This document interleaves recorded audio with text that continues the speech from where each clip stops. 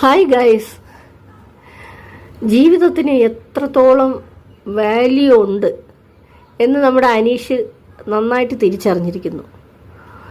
ഞാനൊരു കാര്യം നിങ്ങളോട് ചോദിക്കട്ടെ. രാത്രി ഉറങ്ങാൻ കിടന്നിട്ട് ഉണരാതെ ഈ ലോകം വിട്ടു പോകുന്ന എത്രയോ പേരുണ്ടല്ലേ? അവർക്ക് പിന്നെ ഒരു സുപ്രഭാതം കാണാനോ മറ്റുള്ളവർക്ക് ആശംസിക്കാനോ പറ്റുന്നുണ്ടോ? ഇല്ല. അപ്പോൾ രാവിലെ എണീറ്റ് നമ്മൾ ഇഷ്ടപ്പെടുന്നവർ അങ്ങോട്ടും ഇങ്ങോട്ടും ഒരു സുപ്രഭാതം ആശംസിക്കുക എന്ന് പറയുന്നത് അത്ര ചെറിയ കാര്യമല്ല. ദൈവം തരുന്നൊരു ഭാഗ്യവും കൂടെയാണത്.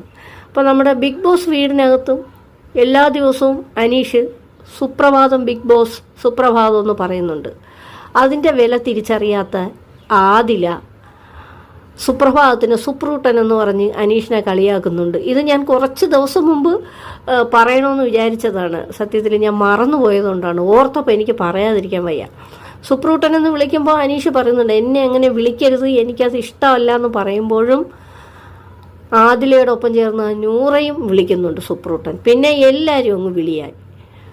പക്ഷേ ഒരു ദിവസം അവൻ്റെ മനസ്സ് വല്ലാതെ ഡള്ളായിട്ട് അവൻ സുപ്രഭാതം പറയാതിരുന്നപ്പോൾ ബിഗ് ബോസിന് അത് മനസ്സിലായിട്ട് തിരിച്ച് അവന് സുപ്രഭാതം നേർന്ന് ബിഗ് ബോസ് അവനോടുള്ള സ്നേഹം പ്രകടിപ്പിച്ചു. അപ്പോൾ ഒരു സുപ്രഭാതത്തിന് ബിഗ് ബോസ് പോലും എത്ര പ്രാധാന്യം കൊടുക്കുന്നതെന്നൊന്ന് ചിന്തിച്ച് നോക്കിക്കേ. അതിനുള്ള വിവരം പോലും ഇല്ലാതെ ക്യാപ്റ്റനാണെന്ന് പറഞ്ഞ് അതിനകത്ത് കിടന്ന് ചെളവള പറയുന്നതല്ലാതെ ഈ ആദിലെന്ന് പറയുന്നതിനെ എന്തിനാണ് അവിടെ നിർത്തിയിരിക്കുന്നതെന്ന് ഞാൻ ആലോചിച്ചു പോകും.